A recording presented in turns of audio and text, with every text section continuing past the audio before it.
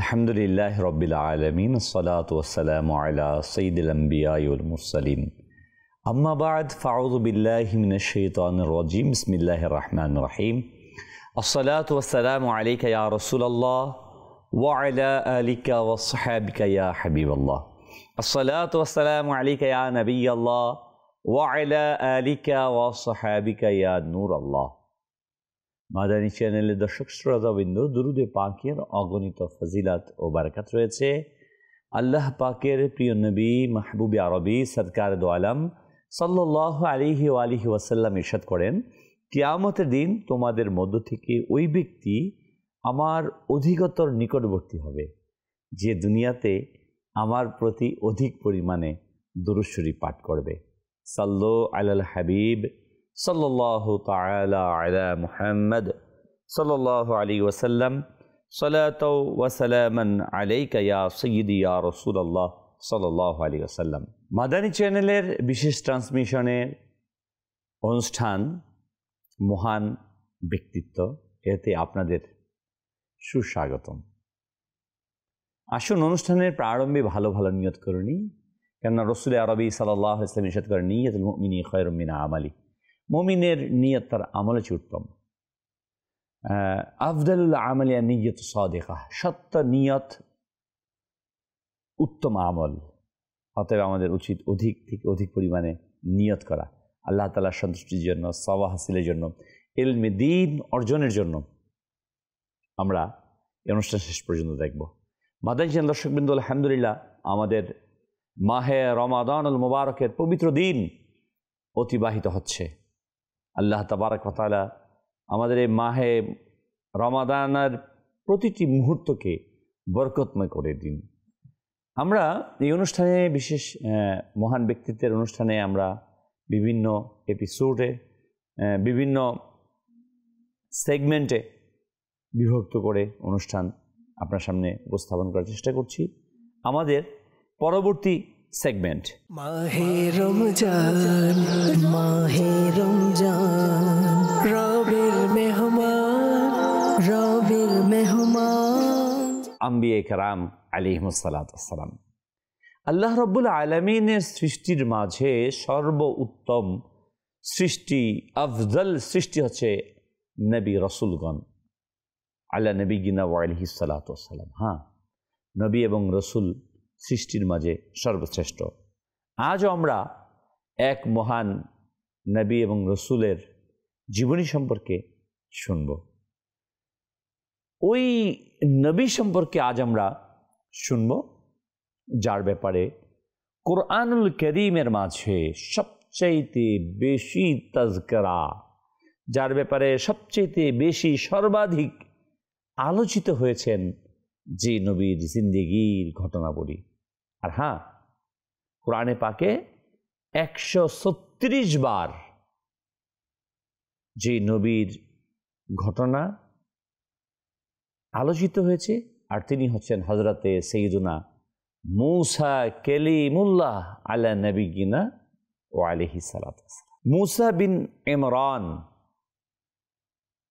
যিনি অন্য ধর্মের ইহুদি খ্রিস্টানদের মুসি নামে পরিচিত রয়েছেন, আর কুরআনুল কারীমের মধ্যে মূসা, আল্লাহ রাব্বুল আলামিন তাকে অভিহিত করেছেন। প্রিয় ইসলামের হযরতে মূসা আলা নবিয়িনা ওয়া আলাইহিস সালাতু ওয়াস সালাম বংশ পরম্পরায় কয়েক পুরুষের মাধ্যমে হযরতে ইয়াকুব আলা নবিয়িনা ওয়া আলাইহিস সালাতু ওয়াস সালাম পর্যন্ত পৌঁছে যান। মূসা আলাইহিস সালামের পিতার নাম ছিল ইমরান এবং মাতা ইউকাবাদ। পিতার বংশ পরম্পরা এরূপ: ইমরান বিন কামাদ বিন লাওয়া বিন ইয়াকুব আলা নবিয়িনা ওয়া আলাইহিস সালাম। হযরতে হারুন আলাইহিস সালাম মূসা আলাইহিস সালামের বড় ভাই ছিলেন। ইমরানের ঘরে হযরতে মূসা আলাইহিস সালামের জন্ম এমন সময় হয়েছিল যখন ফেরাউন বনি ইসরাইলের সদ্য প্রস্তুত শিশুদেরকে হত্যা করে ফেলার সিদ্ধান্ত গ্রহণ করেছিল। এর কারণ মূসা আলাইহিস সালাতু ওয়াস সালাম এর জন্মের ওই সময়টাতে ফেরাউন, যে মিশরের যিনি বাদশাহ ছিলেন, রাজা ছিলেন, শাসক ছিলেন, একদিন ওই ফেরাউন স্বপ্নে দেখলো যে প্রচণ্ড বেগে তুফান আসছে এবং তার সিংহাসন উপরে পড়ছে, এবং অন্যান্য বিভিন্ন স্বপ্ন দেখলেন। জ্যোতিষীদের কাছে জিজ্ঞাসা করা হলো এর ব্যাখ্যা কি? বললেন, আপনার এই সাম্রাজ্যে খুব শীঘ্রই এক সন্তান জন্মগ্রহণ করবে যে আপনাকে নিঃশেষ করে ফেলবে। এটা শোনার পর বাদশাহ এই আইন জারি করে দিলেন, যত ছেলে সন্তান জন্মগ্রহণ করবে প্রত্যেকে যেন হত্যা করা হয়। মাশাআল্লাহ, তাই করা হলো। ওই জালিম ফেরাউনের নির্দেশে একের পর এক হত্যা চালাচ্ছে, অসংখ্য শিশু নবজাতকদেরকে শহীদ করা হচ্ছে। আল্লাহ সুবহানাহু ওয়া তাআলা ওই কঠিন অবস্থায় আল্লাহ তাবারক ওয়া তাআলা সেই জায়গাতে হযরতে মূসা আলা নবিয়িনা ওয়া আলাইহিস সালাতু ওয়াস সালামকে প্রেরণ করেন, পাঠান। মূসা আলাইহিস সালাম এর মা, পরিবারের লোকেরা তার জন্মের পর অত্যন্ত বিচলিত হয়, কারণ কোনোভাবেই যদি বাদশার লোকেরা সংবাদ পায় তাকে হত্যা করবে। তিনারা অত্যন্ত উদ্বিগ্ন ছিলেন, জন্মের পর বিচলিত ছিলেন, কিভাবে এই শিশুকে হত্যাকারীর দৃষ্টি থেকে রক্ষা করা যায়। এভাবে 3 মাস পর্যন্ত তাকে সবার দৃষ্টি থেকে গোপনে রাখা হলো। তারপর তার জন্মগ্রহণের সংবাদ কাউকে জানতে দেওয়া হলো না। কিন্তু গুপ্তচরদের অনুসন্ধান এবং পরিস্থিতি গুরুতর হওয়ার কারণে বেশি দিন আর এই ঘটনাকে ধামাচাপা দেওয়া গেল না। ফলে তার মায়ের উদ্বেগ, অস্থিরতা বৃদ্ধি পেল। এই কঠিন করুণ পরিস্থিতিতে আল্লাহ রাব্বুল আলামিনের সাহায্য আসলেন।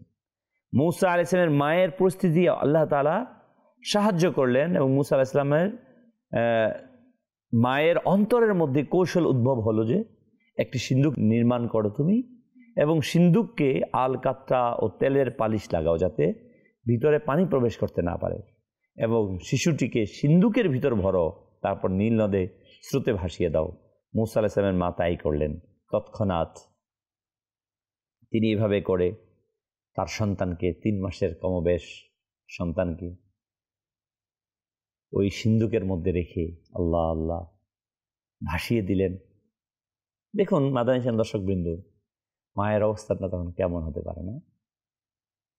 একজন সন্তানকে, ছেলেকে নদীতে ভাসিয়ে দিচ্ছে। এমন জুলুম আর নির্যাতনের পৃথিবী রেখেছে। নবীগণ আলাইহিস সালাম কত কঠিনভাবে তারা লালিত পালিত হয়েছে, কত কষ্টে যুদ্ধ জুহাদের মাধ্যমে, প্রচেষ্টার মাধ্যমে তারা ঘুরে দাঁড়িয়েছেন এই সমাজের মধ্যে। এমনিতেই ন্যায় প্রতিষ্ঠা হয়নি এই সমাজে। যারাই এই সমাজ থেকে অন্যায়, অবিচার, অন্ধকার দূর করতে চেয়েছেন, তাদের প্রচণ্ডভাবে বাতিলের বিরুদ্ধে, অন্যায়ের বিরুদ্ধে, অপরাধের বিরুদ্ধে, জালিমের বিরুদ্ধে তাদের রুখে দাঁড়াতে হয়েছে। মূসা আলা নবিয়িনা ওয়া আলাইহিস সালাতু ওয়াস সালাম 3 মাসের শিশু, তাকে সিন্দুকের মধ্যে ভাসিয়ে দিলেন, এবং মূসা আলাইহিস সালামের বড় বোন কে নির্দেশ দিলেন তিনি যেন সিন্দুকটি ভেসে যাওয়ার সঙ্গে সঙ্গে নদীর তীর দিয়ে হেঁটে যান এবং সিন্দুকটির প্রতি দৃষ্টি রাখেন। তিনি যেন লক্ষ্য করেন কিভাবে আল্লাহ তাআলা মূসা আলাইহিস সালামের রক্ষা করার প্রতিশ্রুতিকে পূর্ণ করেন।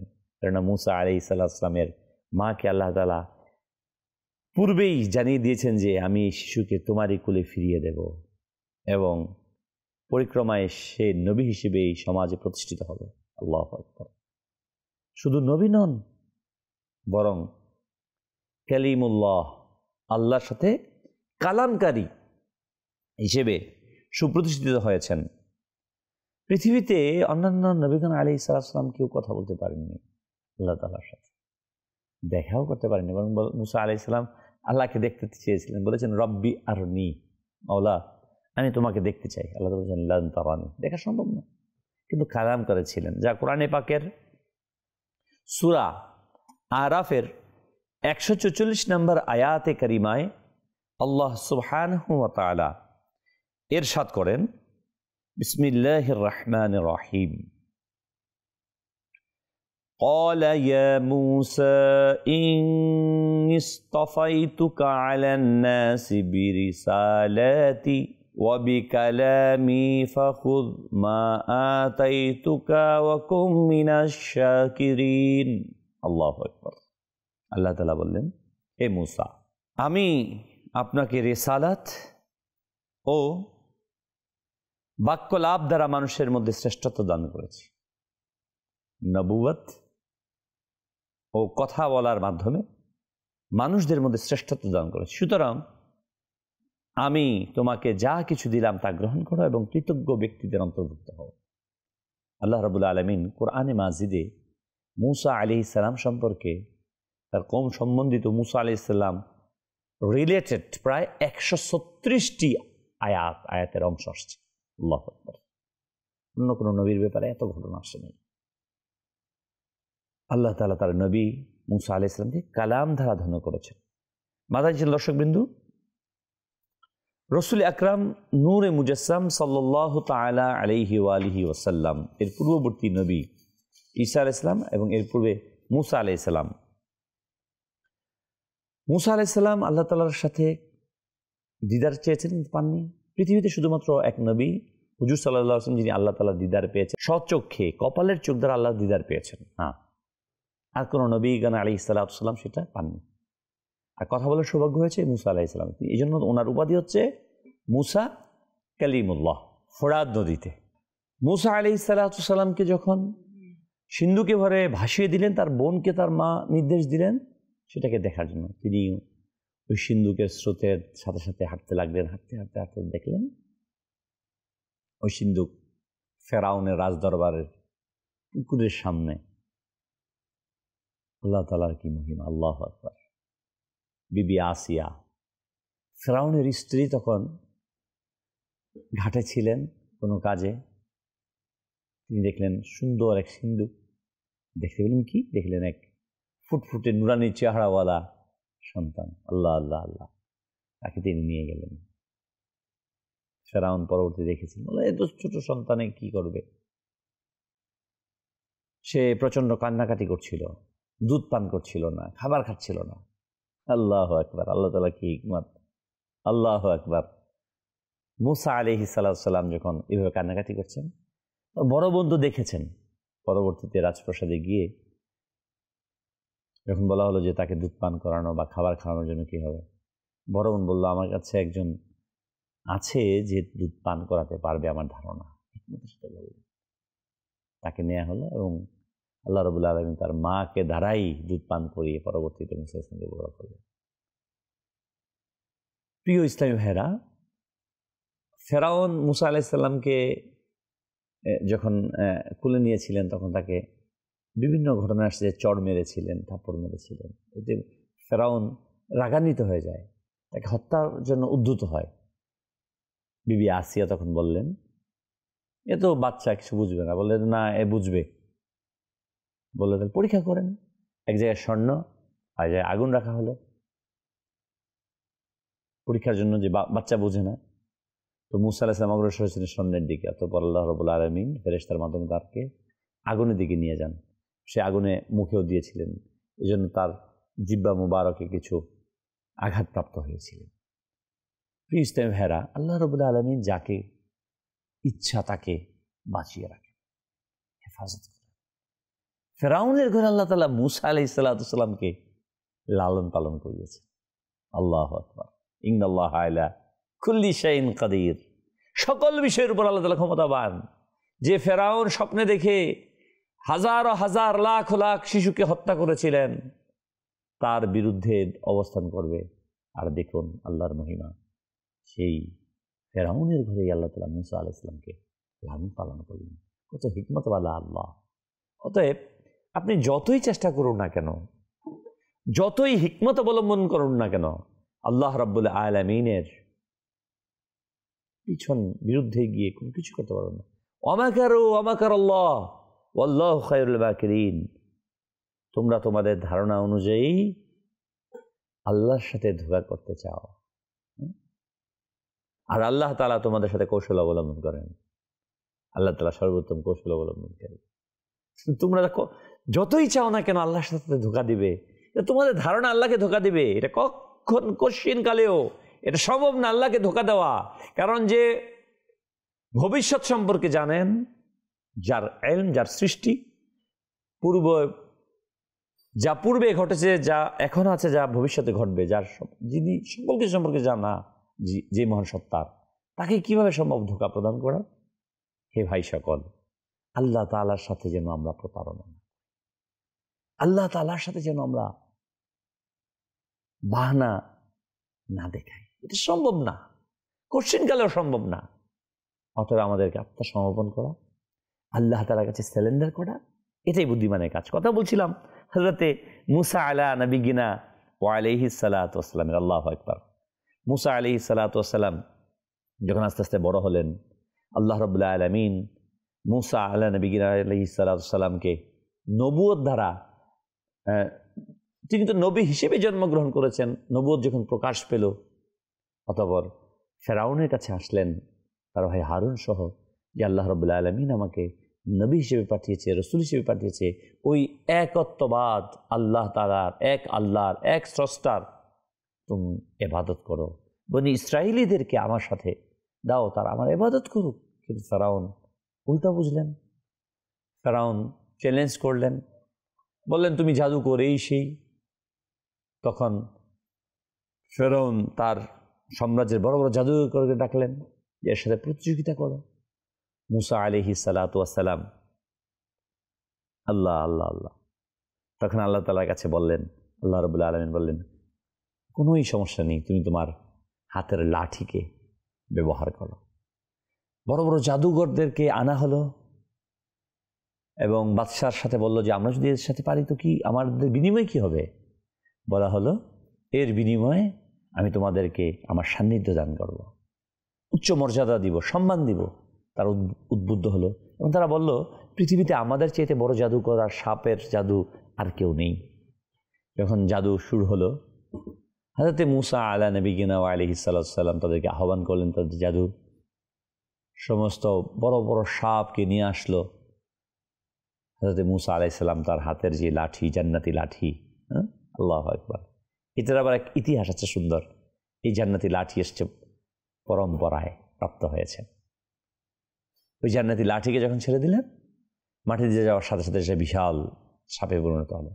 যতগুলো জাদু ছিল সমস্ত জাদু সাপগুলোকে খেয়ে ফেললেন। সবাই হতবিহম্বর হয়ে গেল।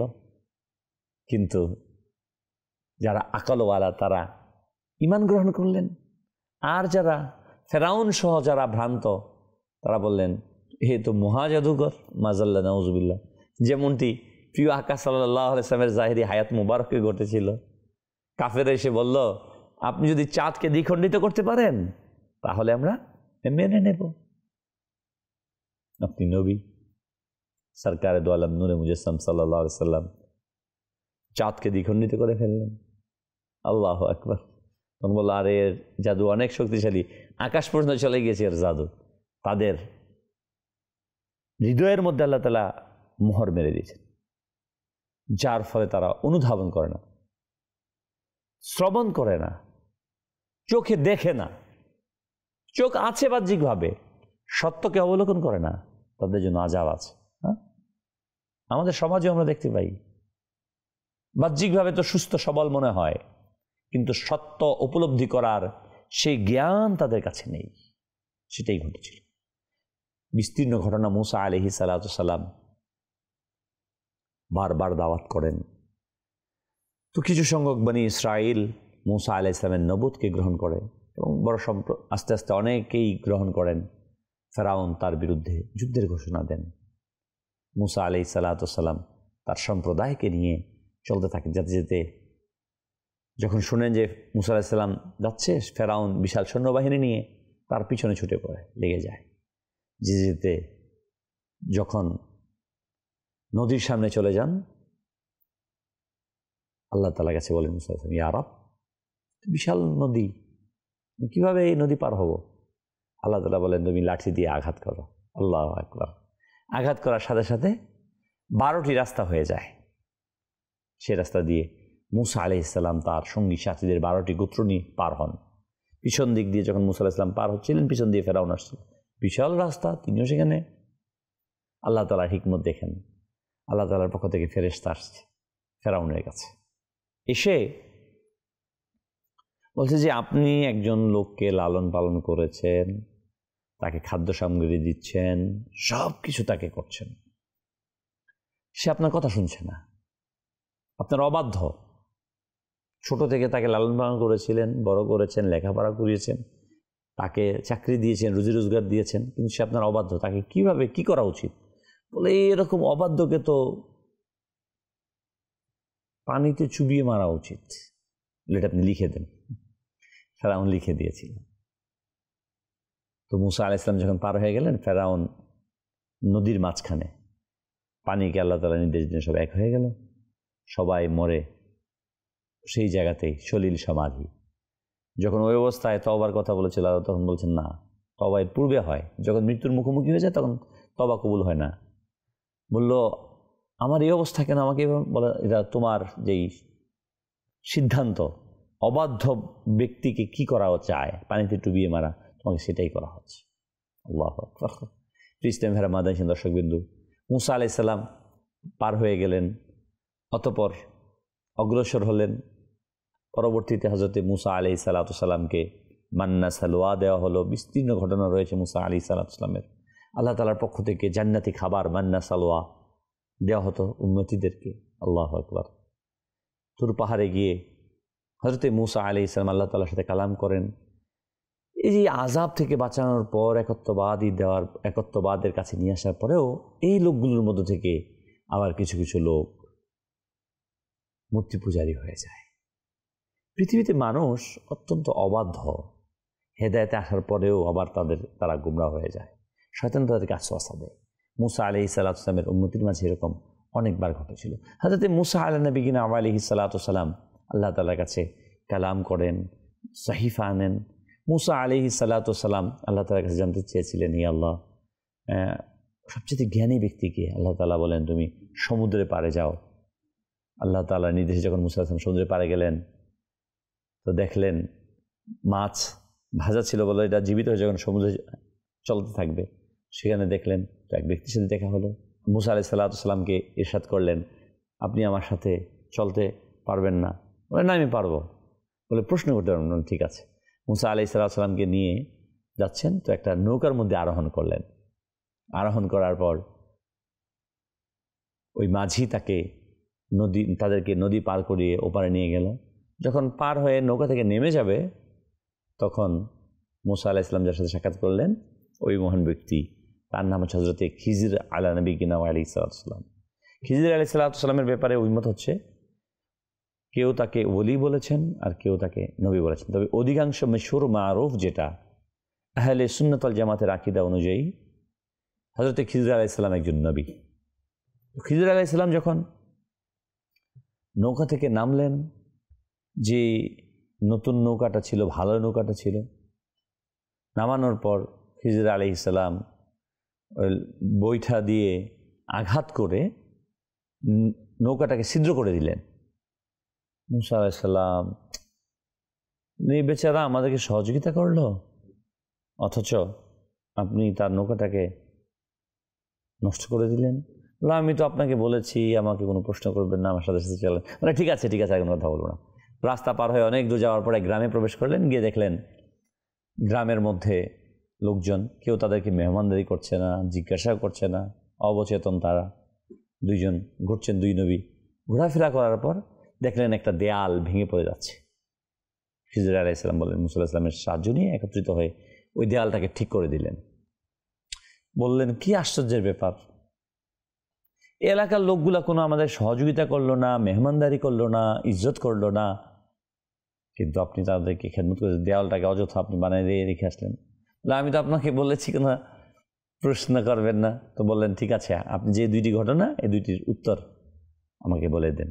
মুসা আলাইহিস সালামকে খিজির আলাইহিস সালাম বললেন, প্রথম যে ঘটনাটা সেটা হচ্ছে এই যে আল্লাহ রাব্বুল আলামিন এর পক্ষ থেকে নিয়ামত, যে এই বাদশাহ ঘোষণা করেছে যে সমস্ত আয়েববিহীন, দোষবিহীন, ক্রুটিবিহীন যত নৌকা আছে সবগুলো ক্রো করে বাদশাহ নিয়ে যাবে, জালিম বাদশাহ।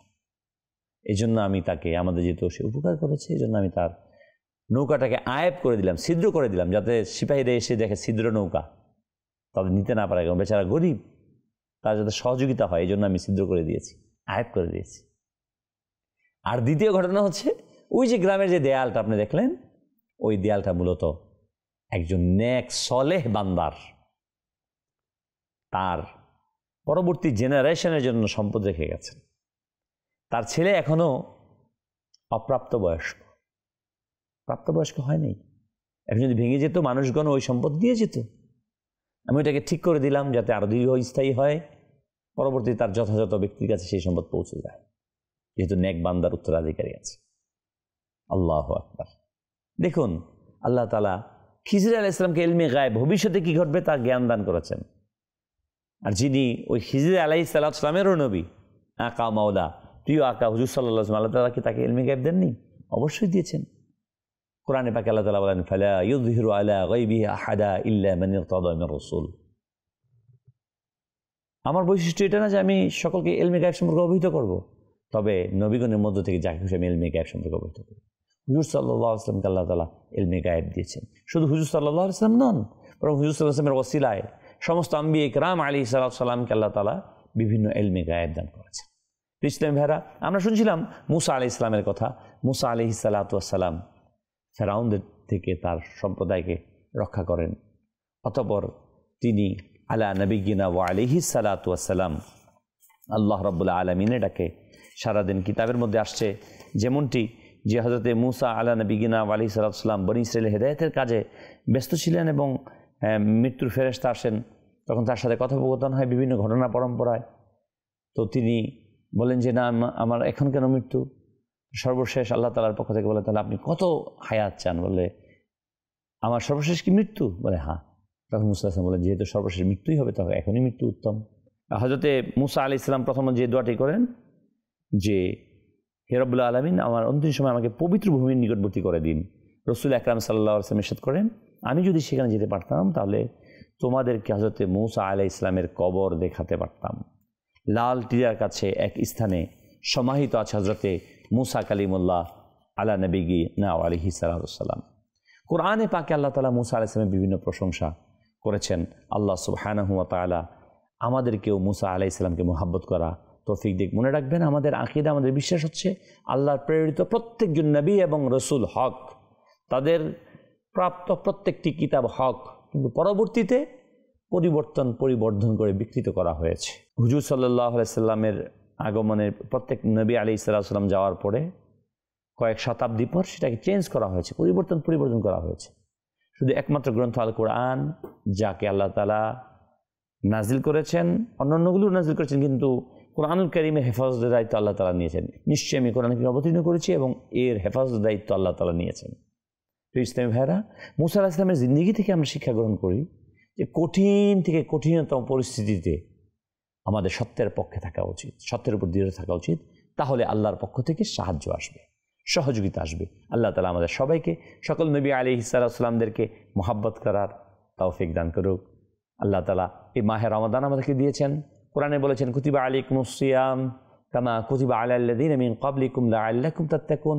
তোমাদের প্রতি সিয়ামকে ফরজ করা হয়েছে, রোজাকে ফরজ করা হয়েছে, যেমনটি পূর্ববর্তীদের প্রতি ফরজ ছিল, যাতে করে তোমরা তাকওয়া অবলম্বন করতে পারো।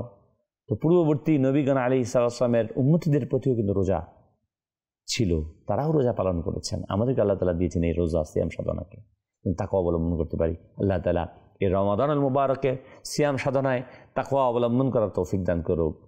মাদানী দর্শকবৃন্দ, আসুন আমরা পরবর্তী সেগমেন্টের দিকে যাই। যে আমাদের পরবর্তী সেগমেন্ট মাহে রমজান, মাহে রমজান, রবির মেহমান, রবির মেহমান। মাশাআল্লাহ, খুলাফায়ে রাশিদিন।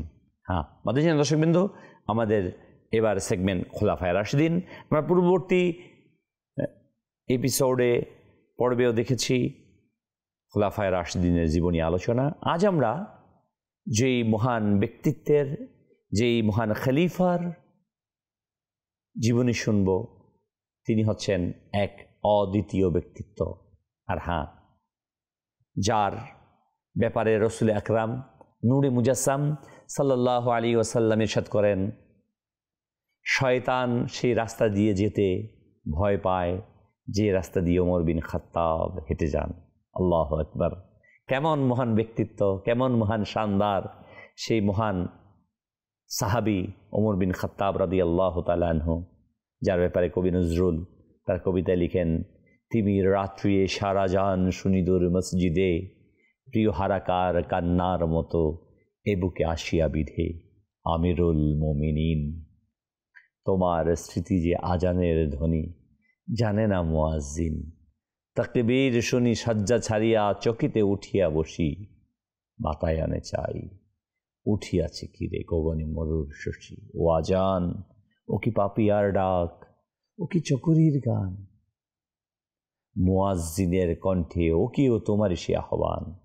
আবার লুটায়ে পড়ি কহিছে কালের ঘড়ি, ওমর ফারুক আখিরি নবীর ও দক্ষিণ বাহু, আহ্বান নয় রূপ ধরে এসো গ্রাসে অন্ধতার রাহু।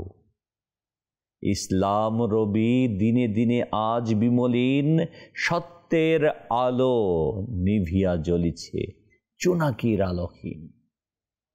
কবি নজরুল কতই না সুন্দরভাবে ওমর রাদিয়াল্লাহু তাআলা আনহুর স্মৃতিচারণ করেছেন, ওমর বিন খাত্তাব রাদিয়াল্লাহু তাআলা আনহুকে উপস্থাপন করেছেন বাংলা সাহিত্যে। আমরা শুনব সেই মহান ব্যক্তিত্বের কথা। 584 খ্রিস্টাব্দে ইসলামের দ্বিতীয় খলিফা ওমর বিন খাত্তাব রাদিয়াল্লাহু তাআলা আনহু জন্মগ্রহণ করেন। ইসলামের শক্তি প্রতিষ্ঠায় অন্যতম প্রধান অবদানকারী। তার নেতৃত্বে ইসলামী রাষ্ট্র সমাজ এর এক নতুন দিগন্তের উন্মোচিত হয়। আল্লাহু আকবার! তার শাসনামলে মুসলিম সভ্যতার প্রচার প্রসার বিশ্বব্যাপী হয়। উমর রাদিয়াল্লাহু তাআলা আনহু এক মহান ব্যক্তিত্ব, এক মহান নেতা, যার চরিত্র ছিল দৃঢ়, ন্যায়পরায়ণ ও প্রচণ্ড বিচক্ষণ। তার শাসনামলে ইসলামের শাসনভূমি ব্যাপকভাবে বিস্তৃত হয়। মুসলমানরা শাম, বাইতুল মুকাদ্দাস, পারস্য, মিশর সহ অন্যান্য অঞ্চলকে বিজয় করেন। তিনি ছিলেন এমন এক ব্যক্তিত্ব, নিজেকে সবসময় জনগণের সেবক হিসেবে উপস্থাপন করেছেন। অত্যন্ত মানবিক। তার শাসনকাল এমন অনন্য যুগ হিসেবে প্রতিষ্ঠিত, যেখানে শক্তি এবং ন্যায়ের মধ্যে সমন্বয় ছিল। আল্লাহু আকবার! ইসলামের প্রথম যুগের অন্যতম শ্রেষ্ঠ নেতা হিসেবে ওমর বিন খাত্তাব রাদিয়াল্লাহু তাআলার অবদান চিরস্মরণীয় হয়ে আছে। প্রিয় ইসলামী ভাইরা, এই ওমর, তার নাম ওমর, উপনাম হচ্ছে আবু হাফস, উপাধি ফারুক, সত্যের এবং মিথ্যার পার্থক্যকারী। পিতার নাম আমরা শুনেছি খাত্তাব। ওমর ইবনে খাত্তাব ইবনে নুফাইল ইবনে আব্দুল উজ্জা ইবনে রিয়াহ ইবনে আবদুল্লাহ। হযরত ওমর রাদিয়াল্লাহু তাআলা আনহু হিজরতের 40 বছর পূর্বে জন্মগ্রহণ করেন।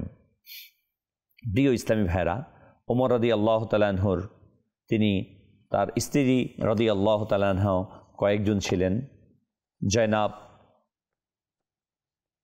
কুরাইবা ইবনে আবু উমায়ের, মুলাইকা বিনতে হারওয়ান, আতিকা বিনতে জায়েদা, উম্মে কুলসুম, রসুল সাল্লাল্লাহু আলাইহি ওয়াসাল্লামের নাতনি ফাতেমা রাদিয়াল্লাহু তাআলা আনহার মেয়েকেও হযরতে ওমর বিন খাত্তাব রাদিয়াল্লাহু তাআলা আনহু 17 হিজরিতে বিবাহ করেন। ওমর রাদিয়াল্লাহু তাআলা আনহুর সন্তানাদি ছেলে হযরতে ওমর বিন খাত্তাব রাদিয়াল্লাহু তাআলা আনহুর ছেলে আব্দুল্লাহ ইবনে ওমর, যিনি প্রখ্যাত সাহাবী, ইসলামের অত্যন্ত খিদমতগার ছিলেন। আশেম, আবু হাসমা, আব্দুর রহমান জায়েদ, মুজির সহ উল্লেখযোগ্য সংখ্যক ছিলেন। ওমর রাদিয়াল্লাহু তাআলা আনহু ইসলাম গ্রহণের ব্যাপারে আমরা সকলেই জানি, যা রসুল আকরাম নূরে মুজাসসাম সাল্লাল্লাহু আলাইহি সাল্লাম দোয়া করেছিলেন, আল্লাহুম্মা ইজ্জাল ইসলাম, হে আল্লাহ তুমি ইসলামকে সহযোগিতা শক্তি দান করো। দুইজনের ব্যাপারে দোয়া করেছিলেন, আবু জেহেল অথবা ওমর ইবনে খাত্তাবের মাধ্যমে। নবী সাল্লাল্লাহু আলাইহি সাল্লামের দোয়া কবুল হয়েছে। আল্লাহ তাবারক ওয়া তাআলা দোয়াকে কবুল করে ওমর রাদিয়াল্লাহু তাআলা আনহুর তাকদীরের মধ্যে নিয়ে গিয়েছেন। প্রিয় ইসলামী ভাইরা, রসুল আকরাম নূরে মুজাসসাম সাল্লাল্লাহু আলাইহি ওয়াসাল্লাম যখন ইসলামের প্রসার করছিলেন মক্কাতুল মুকাররমাতে, ওমর রাদিয়াল্লাহু তাআলা আনহু একদিন খোলা তলোয়ার নিয়ে বের হয়ে গেলেন মুহাম্মদ আরবি সাল্লাল্লাহু আলাইহি ওয়াসাল্লামকে হত্যা করার সিদ্ধান্ত গ্রহণ করলেন। পথির মধ্যে সাক্ষাৎ হয় সাহাবী নাঈম বিন আব্দুল্লাহ রাদিয়াল্লাহু তাআলা আনহুর সাথে, যিনি তাকে প্রশ্ন করেন, কোথায় যাচ্ছ? ওমর রাদিয়াল্লাহু তাআলা যখন উত্তেজিতভাবে বললেন, আমি মুহাম্মদ সাল্লাল্লাহু আলাইহি ওয়াসাল্লামের ফয়সালা করতে যাচ্ছি, শহীদ করার জন্য।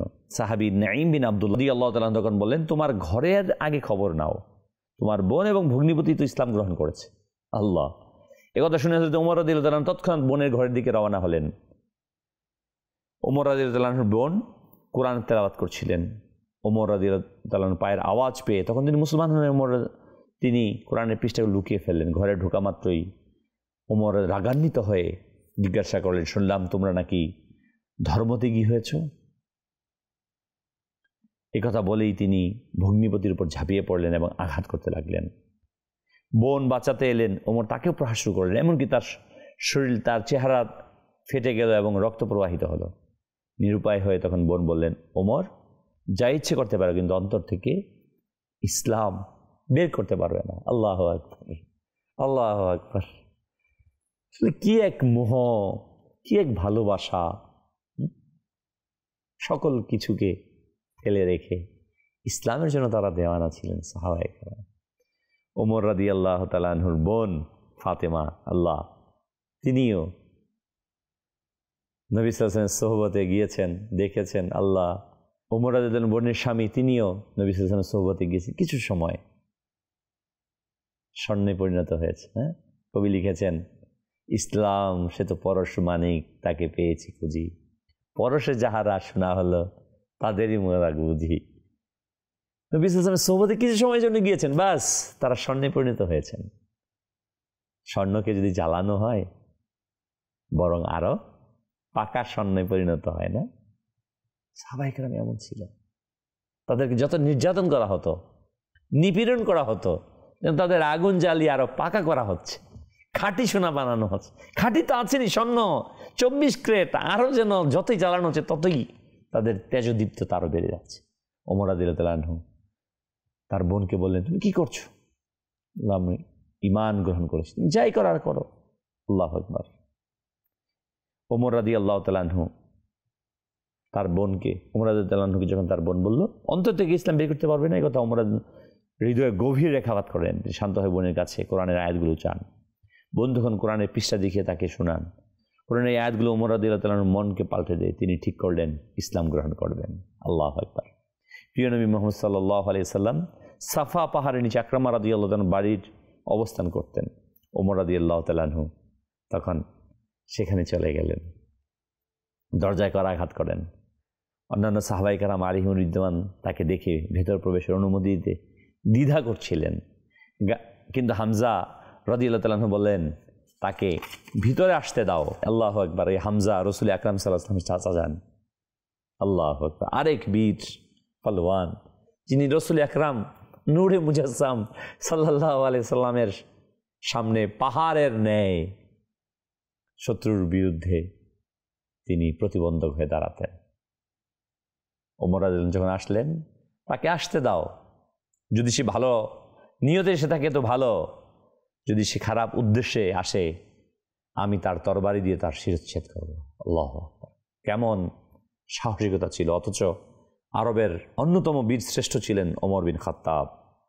ওমর রাদিয়াল্লাহু যখন ভিতরে প্রবেশ করলেন, হুজুর আকরাম সাল্লাল্লাহু আলাইহি ওয়াসাল্লামের কাছে গিয়ে তিনি বিনয়ের সাথে বললেন, আমি ঈমান আনার জন্য এসেছি। রাসূল আকরাম নূরে মুজাসসাম সরকারে দু আলম সাল্লাল্লাহু আলাইহি ওয়াসাল্লাম তাকে স্বাগত জানান এবং সপরিবার ইসলাম গ্রহণ করেন। মুহূর্তেই ওমর বিন খাত্তাব রাদিয়াল্লাহু তাআলা আনহুর ইসলাম গ্রহণ আকাশ বাতাস তাকবীর ধ্বনিতে প্রকম্পিত হয়ে ওঠে। এই ঐতিহাসিক ঘটনা ইসলামের ইতিহাসে স্মরণীয় রয়েছে। প্রিয় ইসলামী ভাইরা, মাদানী দর্শকবৃন্দ, রাসূল আকরাম নূরে মুজাসসাম সাল্লাল্লাহু আলাইহি ওয়াসাল্লামের কাছে ইসলাম গ্রহণের পর ওমর রাদিয়াল্লাহু আনহু ইসলাম প্রচার শুরু করেন। একদিকে হামজা রাদিয়াল্লাহু তাআলা আনহু, আরেকদিকে ওমর বিন খাত্তাব শেরে খোদা, হযরত ওমর বিন খাত্তাব রাদিয়াল্লাহু আনহু শেরে খোদা মুশকিল কুশা আলী কারামাল্লাহু ওয়াজহাল কারীম তো সেই প্রথম থেকেই রয়েছেন। কিন্তু যখন অত্যাচার প্রচণ্ড বেড়ে যায়, অতঃপর মদিনায় হিজরতের জন্য নির্দেশ দেন হুজুর সাল্লাল্লাহু আলাইহি ওয়াসাল্লাম। হযরতে ওমর রাদিয়াল্লাহু তাআলা আনহু মদিনার উদ্দেশ্যে রওনা হন। তিনি প্রথমে মুশরিকদের সমাবেশে অস্ত্র ধারণ করে কাবা শরীফে পৌঁছান। সেখানে তিনি শান্তিপূর্ণভাবে তাওয়াফ করেন, নামাজ আদায় করেন। তারপর মুশরিকদের লক্ষ্য করে বলেন, যে কেউ মোকাবেলা করতে চাও সে যেন মক্কার বাইরে এসে মোকাবেলা করে। এই সাহসিকতার পর তার সঙ্গে কেউ মোকাবেলা করার সাহস করেনি। এভাবে ওমর রাদিয়াল্লাহু শান্তিপূর্ণভাবে মদিনাতে প্রকাশ্যভাবে তিনি হিজরত করেন। তিনি ছিলেন আরবের এক অনন্য যোদ্ধা, আরবের শ্রেষ্ঠতম ব্যক্তিত্ব। মদিনায় পৌঁছে ওমর রাদিয়াল্লাহু তাআলা কুবা নামক স্থানে রিফায়া ইবনে আব্দুল মুনজির রাদিয়াল্লাহু তাআলার বাড়িতে মেহমান হন। ওমর রাদিয়াল্লাহু আনহুর পর সাহাবায়ে কেরাম হিজরত শুরু করেন এবং কিছুদিন পর 632 খ্রিস্টাব্দে হুজুর সাল্লাল্লাহু আলাইহি ওয়াসাল্লাম মক্কা থেকে মদিনায় পৌঁছান। প্রিয় ইসলামী ভাইরা, রাসূল আকরাম নূরে মুজাসসাম সাল্লাল্লাহু আলাইহি ওয়াসাল্লামের সাথী ওমর বিন খাত্তাব এরপর থেকে প্রতিটি কাজে অত্যন্ত সাহসিকতার সাথে তিনি কাজ পরিচালনা করেন।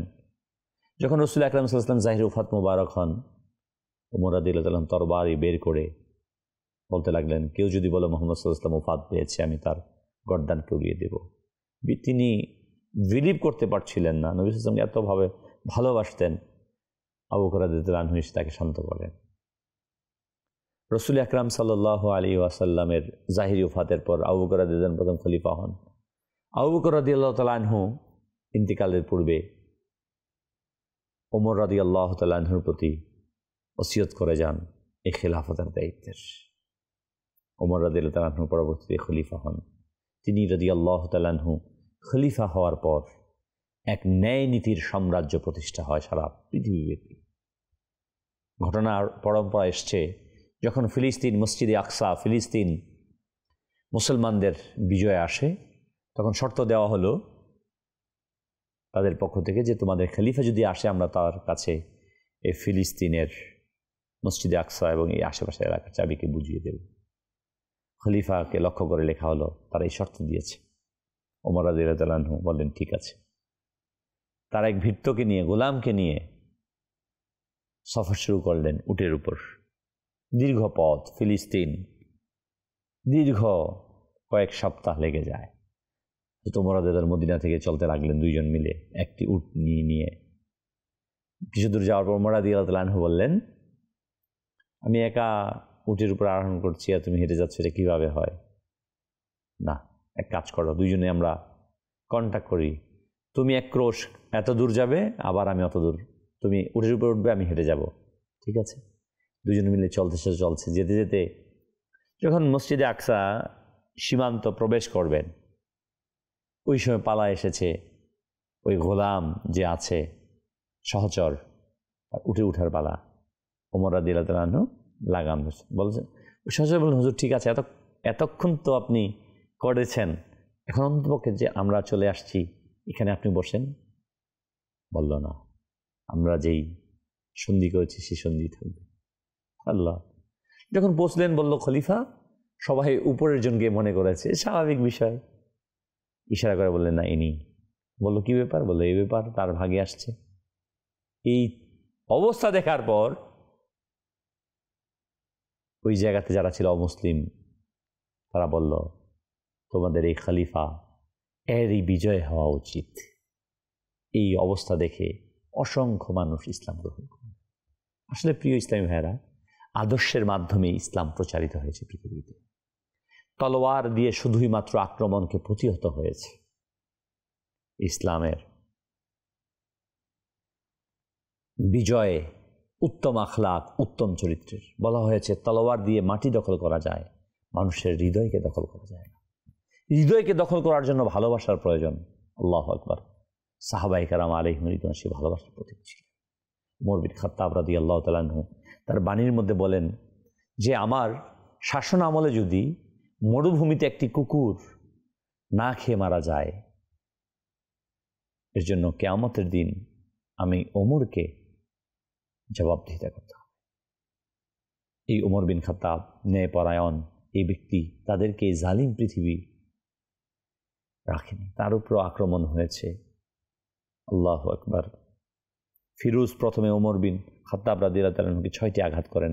ওমর রাদিয়াল্লাহু তাআলা যখন নামাজের ইমামতি করছিলেন, ওমর রাদিয়াল্লাহু তাআলা আনহু মাটিতে লুটিয়ে পড়েন।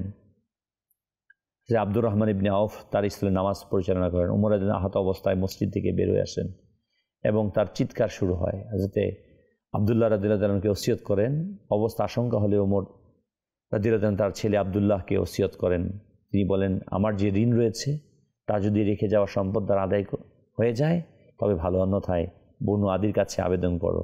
তাদের দ্বারা যদি সম্ভব না হয় তবে পুরো কুরাইশকে বলবে, তবে কুরাইশ ছাড়া অন্য কাউকে কষ্ট দেবে না। আল্লাহু আকবার। হযরত ওমর বিন খাত্তাব রাদিয়াল্লাহু তাআলা আনহু 24 হিজরির মুহররম মাসের প্রথম তারিখ, পহেলা মুহররম শনিবার, আল্লাহ তাআলা ডাকে ইহলোক ত্যাগ করেন। দেখুন, এত বড় মহান ব্যক্তিত্ব, তাকেও এই পৃথিবীর জালিমরা ছাড়েনি। ন্যায় নীতিবান তাদের আক্রমণ করা হয়েছে, শহীদ পর্যন্ত করা হয়েছে। থেকে আমরা শিক্ষা গ্রহণ করি।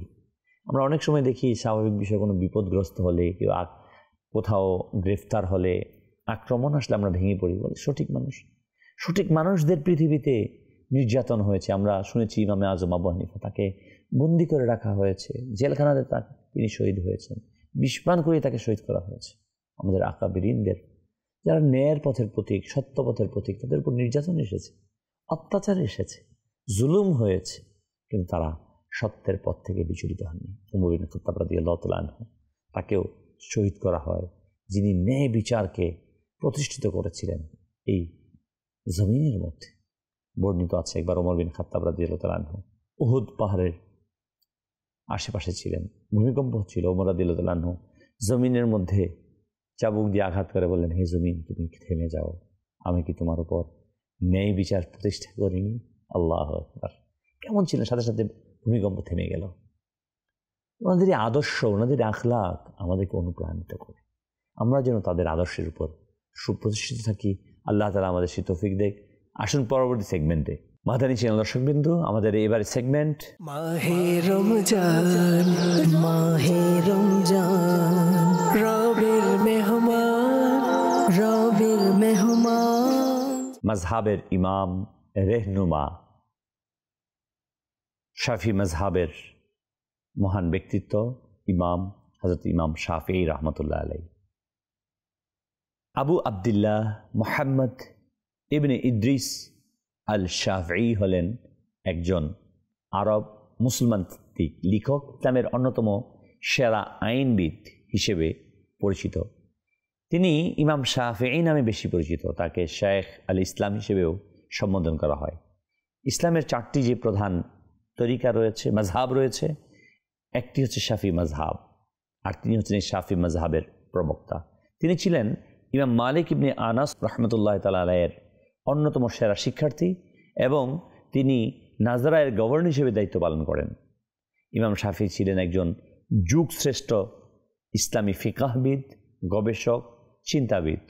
মহাবিশ্বে যে সকল মহামনীষীগণ ইসলামের বিধিবিধান সম্পর্কে ব্যাপক গবেষণা করেছেন, মৌলিক রুলস রেগুলেশন, আইন কানুনগুলো প্রণয়ন করেছেন, ফিকাহের মূল ভিত্তিগুলো যারা প্রবর্তন করেছেন, তাদের মধ্যে হচ্ছে অন্যতম ইমাম শাফিঈ রাহমাতুল্লাহ আলাইহি। এই মহান ব্যক্তিত্বের জন্ম 1950 হিজরি মিশরের আসকালনা প্রদেশের গাজাহ নামক স্থানে, যে বছর ইমামে আজম আবু হানিফা রাহমাতুল্লাহ তাআলা আলাইহি ইন্তেকাল করেন, ওই বছরই ইমাম শাফিঈ রাহমাতুল্লাহ তাআলা আলাইহি এর জন্ম হয়। ইমাম আজম আবু হানিফা রাহমাতুল্লাহ তাআলা আলাইহির সমাপ্তি, তার জন্ম। ইমাম শাফিঈ রাহমাতুল্লাহ আলাইহি পুরো নাম আমরা শুনতে পেয়েছি, মুহাম্মদ ইবনে ইদ্রিস ইবনে আব্বাস ইবনে উসমান ইবনে শাফিঈ আল কুরাশি আশ শাফিঈ আল মাক্কি। এই হিসেবে তার নাম মুহাম্মদ, পিতার নাম ইদ্রিস, দাদার নাম আব্বাস, তার উপনাম আবু আবদুল্লাহ। পূর্বপুরুষদের মধ্যে তার নবম পুরুষ আব্দুল মান্নাফ রসুল আকরাম নূরে মুজাসসাম সাল্লাল্লাহু তাআলা আলাইহি ওয়া আলিহি ওয়াসাল্লামের চতুর্থ পূর্বপুরুষ ছিলেন। ইমাম সাহেব রাহমাতুল্লাহ আলাইহি পঞ্চম প্রপিতামহ সাইদ বদরের যুদ্ধে শত্রুপক্ষের অবস্থান করলেও পরবর্তী দিন ইসলাম তিনি ও তার ছেলে সাহাবী হবার মর্যাদা লাভ করেন। ইমাম শাফিঈ রাহমাতুল্লাহ আলাইহির বংশ কুরাইশ বংশের অন্যতম আব্দে মানাফ বিন কুশাইর এর সাথে মিলিত হয়েছে। ইমাম শাফির বংশ মূল রসুল সাল্লাল্লাহু আলাইহি ওয়াসাল্লামের বংশ একই, এজন্য তিনি আল মুত্তালিব বলে পরিচিত। তিনি কুরাইশ বংশে, তাই কুরাইশি। তার দাদা শাফে সাহাবিয়ের দিকে সম্পৃক্ত করায় শাফিঈ। মক্কায় প্রতিপালিত তিনি লালন পালন যেহেতু হয়েছেন, এজন্য তাকে মক্কি হিসেবে পরিচিত। ইমাম শাফি রহমতুল্লাহ আলাইহির উপাধি হচ্ছেন নাসিরুল হাদিস। নাসির মানে হচ্ছে সাহায্যকারী, হাদিসের সাহায্যকারী বা সহায়। কারণ হাদিস সংকলন সংগ্রহ, বিশেষ করে হাদিসের যাচাই বাছাইয়ে তিনি সর্বপ্রথম অবদান রাখেন। তিনি সর্বপ্রথম হাদিস শাস্ত্রের নীতিমালাকে প্রণয়ন করেন আর রিসালা ও আল-উল গ্রন্থ রচনা করেন। অতঃপর সেই পথ ধরেই পরবর্তী ইমামগণ তা অনুসরণ করে। ইমাম শাফি রহমতুল্লাহ তাআলা আলাইহি ছোট্ট কালেই পিতাকে হারিয়ে ইয়তীম হয়ে যান। পিতার মৃত্যুর পর অবক্ষীণতা, দারিদ্রতা, নানান সমস্যার সম্মুখীন হন। পিতা মারা গেলে বিচক্ষণ মা তাকে 2 বছর বয়সে মক্কা পার্শ্ববর্তী নিয়ে আসলে তিনি কোরআন মুখস্থ করা মনোনিবেশ করেন। 7 বছর বয়সেই ইমাম শাফি রহমতুল্লাহ তাআলা আলাইহি পরিপূর্ণ কোরআনকে মুখস্থ করে নেন। ইসলামী ভাইরা মাদাসীন দর্শকবৃন্দ, আমরা বিভিন্ন মহা ব্যক্তিত্বের, মহামানবদের ইতিহাস পড়লে এটাই দেখি যে আল্লাহ রাব্বুল আলামিন তাদেরকে ছোট্ট সময় থেকেই প্রতিকূল পরিবেশে বড় করে দিয়েছেন।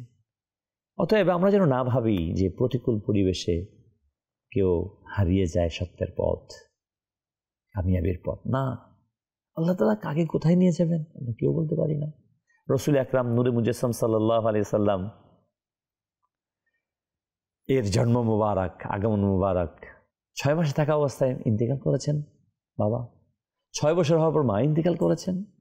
8 বছর প্লাস তার দাদা ইন্তেকাল করলেন, একের পর এক তার অভিভাবক। কিন্তু আল্লাহ তাআলা যাকে মনোনীত করেন তাকে কে রুখতে পারে? আল্লাহু আকবার। ইমাম শাফি রহমতুল্লাহ তাআলা আলাইহি তার বাবা হারিয়েছিলেন, কিন্তু তার মা ছিল একজন সৎ ধার্মিক রমণী। তার সততা, ধর্মতার জন্য সারা দেশে তার নাম ছিল। এই বিদুষী নারীকে দেশের লোক যেমন শ্রদ্ধা করতেন, বিশ্বাসও করতেন। অনেকে তার কাছে অনেক আমানত রাখতেন। একবার 2জন লোক কাপড় ভর্তি একটা বক্স রাখলেন। কিছুদিন পর একজন লোক তা নিয়েও গেল। এর কিছুদিন পর অন্যজন আবার সেই বক্স চাইল। তাকে বলা হলো বক্সটি তারা সাথী নিয়ে গেছে। লোকটি বলল, আমরা 2জন যে জিনিস রাখলাম তা আপনি একজনকে দিয়ে দিলেন কেন? ইমাম শাফি রহমতুল্লাহ আলাইহির মা অপ্রস্তুত হয়ে গেলেন। তার লজ্জার সীমা রইল না। ইমাম শাফি রহমতুল্লাহ তখনও পুরো ঘটনা শুনলেন। তারপর এক মুহূর্তের জন্য ইমাম শাফি রহমতুল্লাহ কি যেন ভাবলেন। তারপর লোকটিকে বললেন, তো আপনি বক্সটি নিতে একা এলেন কেন? আপনার সঙ্গীকেও আনতে হবে। তার কথা শুনে লোকটি চুপ হয়ে গেল, নিঃশব্দে সেখান থেকে চলে গেলেন। সুবহানাল্লাহ। ইমাম শাফি রহমতুল্লাহ নিজেই বলেন, আমি যখন মায়ের কাছে ইয়েতিম অসহায়, শিক্ষক দেওয়ার মতো মায়ের কাছে কিছুই নেই, এমত অবস্থায় শিক্ষকের স্থলাভিষিক্ত দায়িত্ব পালন শর্তে পড়াতে রাজি হলে, আল্লাহু আকবার, আমি তার কাছে কোরআন মুখস্থ খতম করলাম। অতঃপর মসজিদে বিভিন্ন আলিমদের কাছে বসে হাদিস মাসআলা মুখস্থ করতে লাগলাম। কিছু বিষয় হাড়ের টুকরায় লিখে রাখতাম। তিনি বলেন, আমার বয়স যখন প্রায় 10 বছর, তখন মক্কায় জ্ঞান চর্চায় ব্যস্ত থাকা দেখে আমার এক আত্মীয় আমাকে বলেন, তুমি এই কাজ করো না, বরং অর্থ উপার্জনে পথ ধরো। তিনি বলেন, আমি তার কথায় কান না দিয়ে বরং শিক্ষা ও জ্ঞান চর্চায় আরও মগ্ন হলাম। ফলে আল্লাহ আমাকে এসব জ্ঞান দান করেছে। তিনি ছোটকাল থেকে শিক্ষানুরাগী ছিলেন। কঠোর সাধনার ফলে 7 বছরে কোরআনের হাফেজ, 10 বছরে মুআত্তার হাদিস গ্রন্থ হিফজ করে 15 বা 18 বছরে ফতোয়া প্রদান শুরু করেন। সাথে সাথে মক্কায় আরবি পণ্ডিতদের কাছে আরবি কবিতা, ভাষা জ্ঞান, পূর্ণতা জ্ঞান, পাণ্ডিত্য অর্জন করেন। মাদানী দর্শক, কিন্তু এখান থেকে আমরা কয়েকটা বিষয় জানি যে আমরা অনেক সময় শিক্ষার্থীদেরকে বিভিন্নভাবে বলে থাকি, তুমি এটা করো না, অর্থ উপার্জন করো না। যারা মেধাবী তাদের উচিত তাদেরকে যেন আমরা শিক্ষার প্রতি উদ্বুদ্ধ করি। ইমাম শাফি রহমতুল্লাহ আলাইহি শিক্ষার দিকে কতটুকু অগ্রসর হয়েছেন, সুবহানাল্লাহ। ইমাম শাফি রহমতুল্লাহ তাআলা আলাইহি দেখুন এত উঁচু পর্যায়ের আলিম হলেন যে তিনি মাযহাবের ইমাম হয়ে গেলেন। ইমাম শাফি রহমতুল্লাহ আলাইহির উল্লেখযোগ্য শিক্ষক হচ্ছে ইমাম সুফিয়ান বিন ওয়াইনা, ইমাম ইসমাইল বিন আবদুল্লাহ, এছাড়াও হযরত ইমাম মুসলিম বিন খালিদ, ইমাম মালিক বিন আনাস, মোহাম্মদ বিন ইসমাইল, ইমাম হিশাম বিন ইউসুফ, ইমাম ওয়াকি বিন আজহার, সকলের মতোই ইমাম শাফি রহমতুল্লাহ আলাইহি শিক্ষার জন্য তিনি বিভিন্ন অঞ্চলে সফর করেছেন, ইলমি দ্বীন অর্জন করেছেন। ইমাম শাফি রহমতুল্লাহ আলাইহি মিশর, ইরাক সহ বিভিন্ন জায়গায় সফর করেন। ইমাম শাফি রহমতুল্লাহ আলাইহির উল্লেখযোগ্য ছাত্রবিন্দু হচ্ছে ইমাম বারি বিন সুলাইমান আল মিসরি, ইমাম ইসমাইল বিন ইয়াহিয়া, ইমাম আবু আবদুল্লাহ আল ফাকিহ, ইমাম আবু ইয়াকুব। ইমাম শাফি রহমতুল্লাহ তাআলা আলাইহি সম্পর্কে ইমামুল মদিনা ইমাম মালিক রহমতুল্লাহ আলাইহি বলেন, আমি এই যুবক ইমাম শাফি এর মতো অধিক বিচক্ষণ ও বুদ্ধিমান আর কোনো কুরাইশিকে পাইনি। ইমাম আবুল হাসান আজ-জাফরানি রহমতুল্লাহ আলাইহি বলেন, আমি ইমাম শাফি রহমতুল্লাহ আলাইহির ন্যায় অধিক সম্মানী, মর্যাদাশীল, দানশীল, আল্লাহ ভীরু, দিনদার, অধিক জ্ঞানী আর কাউকে পাইনি। প্রিয় ইসলামী ভাইয়েরা ও মাদানী দর্শকবৃন্দ, আমরা শুনছিলাম ইমাম শাফি রহমতুল্লাহ তাআলা আলাইহির বিভিন্ন কথা।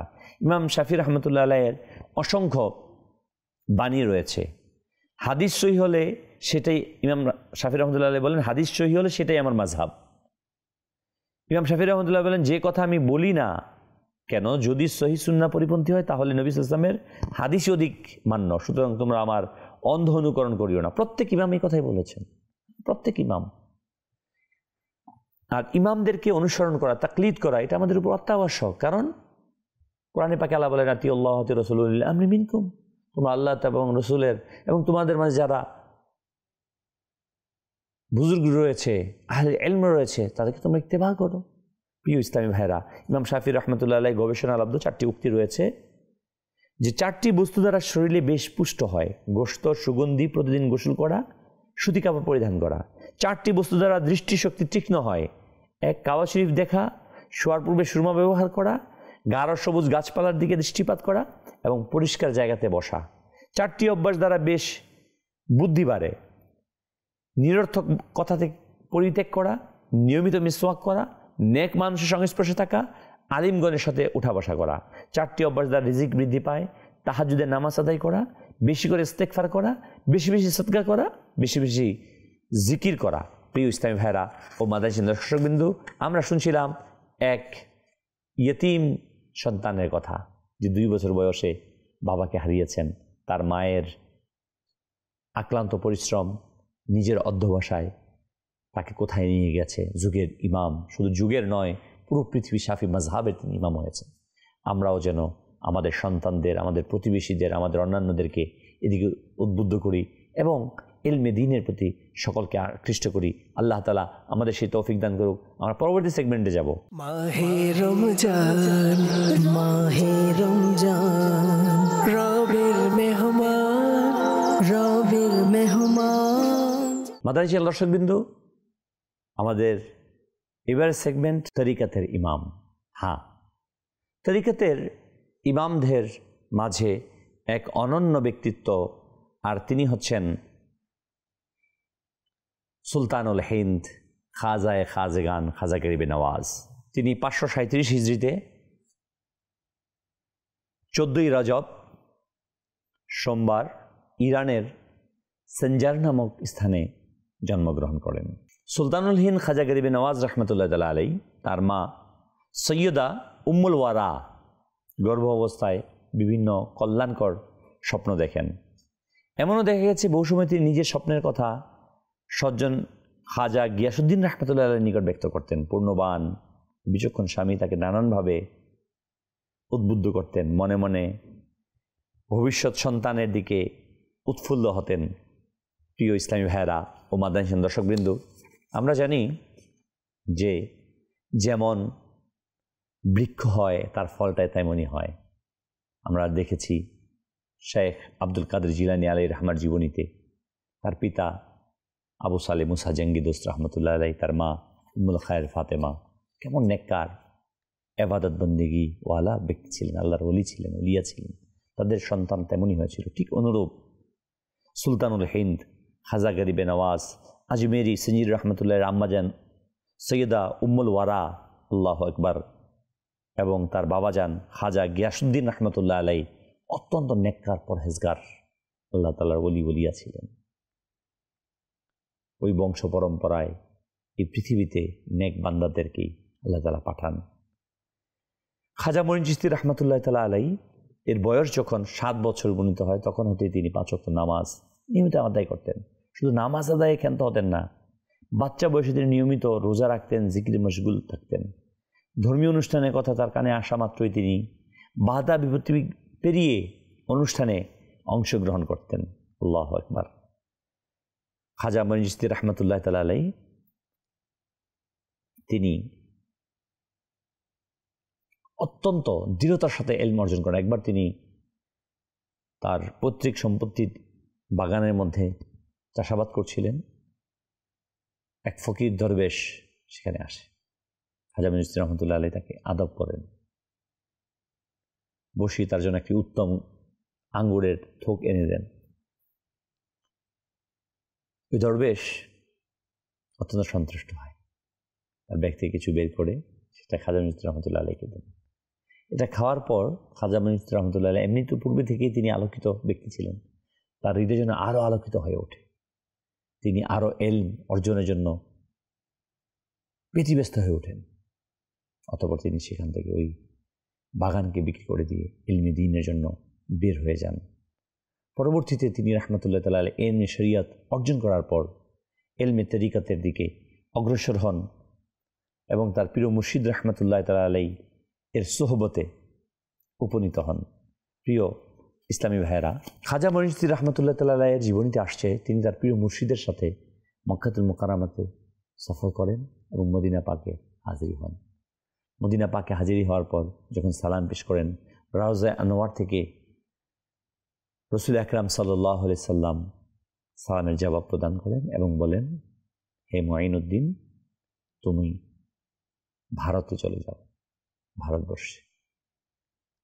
দিল চাচ্ছিল মদিনা পাকে অবস্থান করতে, প্রিয় আকা সাল্লাল্লাহু আলাইহি সাল্লামের সোহবতে থাকতে, নেকির দাওয়াত দেওয়ার জন্য নির্দেশপ্রাপ্ত হয়ে মদিনা থেকে তিনি হিজরত শুরু করেন ভারতের দিকে, হিন্দুস্তানের দিকে।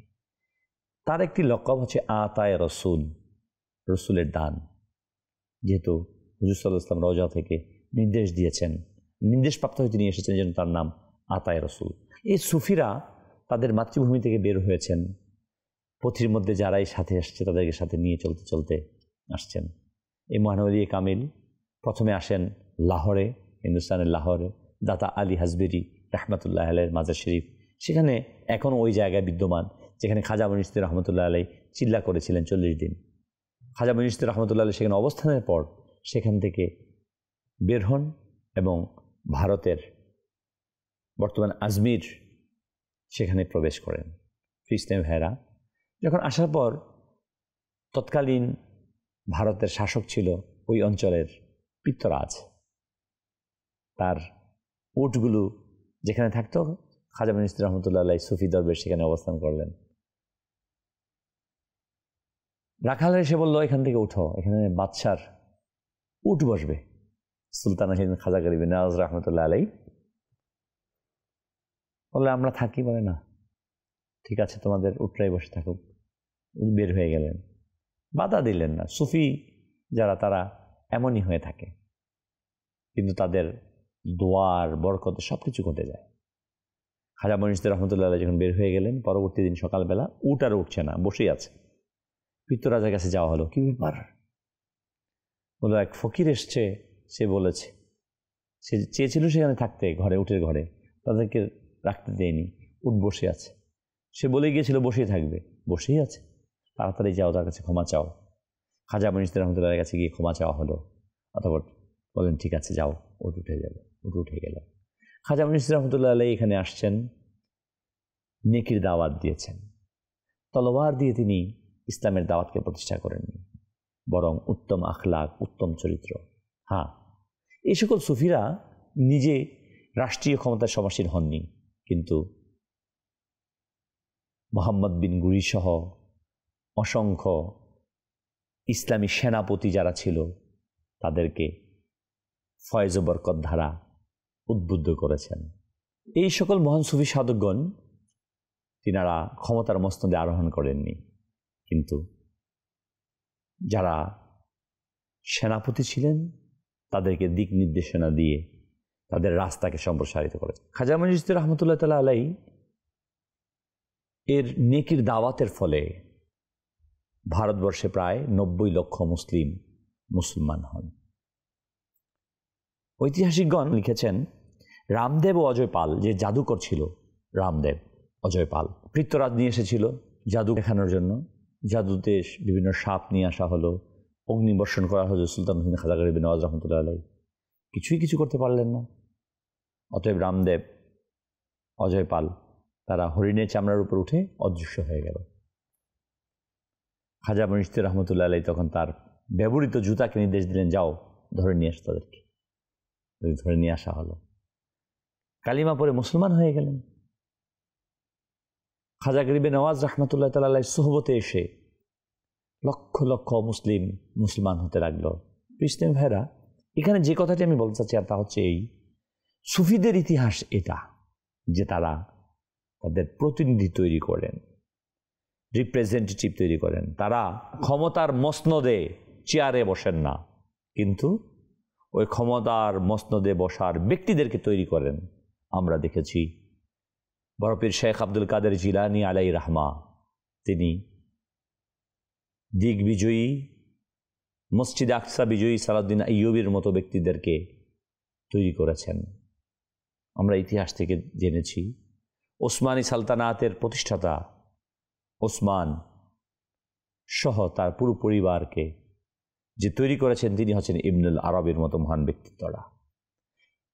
পৃথিবীর প্রতিটি কোনায় কোনায়, ভারতবর্ষ কিংবা আফ্রিকা কিংবা ইউরোপ, আমরা যেদিকে যাই শুধুই দেখব এই আউলিয়ায়ে কামিলিনদের, সুফিদের বদৌলতে আল্লাহ রাব্বুল আলামিন এই জমিনের মধ্যে ইসলাম প্রতিষ্ঠিত করেছে। হ্যাঁ, এই সুফিরাই যুগে যুগে ইসলাম প্রচার করেছে। এই আল্লাহর ওলিরাই, খাজা মঈনুদ্দিন চিশতি রহমতুল্লাহ আলাইহি, বাহাউদ্দিন নকশবন্দি আলাইহি রাহমা, মুজাদ্দিদ আল ফেসানি আলাইহি রাহমার মতো ব্যক্তিরাই সম্পূর্ণ ইসলাম বিরোধী কার্যকলাপকে মোকাবেলা করে আল্লাহর এই জমিনে আল্লাহর দ্বীনকে প্রতিষ্ঠিত করেছে। অতএব এই যে ধারাবাহিকতা আউলিয়ায়ে কামিলিনের, সুলতানুল হিন্দ খাজা গরিবে নওয়াজ রহমতুল্লাহ আলাইহি সেটাকে বজায় রেখেছেন এবং ইসলামের বিজয় সুনিশ্চিত করেছেন। আমাদের উচিত এ সকল সুফি সাধকদের রেখে যাওয়া যে পরিপূর্ণ ইসলাম, অক্ষুণ্ণ ইসলাম, তাকে ধারণ করা। আল্লাহ সুবহানাহু ওয়া তাআলা আমাদের সকলকে আউলিয়ায়ে কামিলিনের পদাঙ্ককে অনুসরণ করার, মহান ব্যক্তিত্বের অনুসরণ করার তৌফিক দান করুক। আমিন। বিজাহিন নবিল আমিন সাল্লাল্লাহু আলাইহি ওয়াসাল্লাম।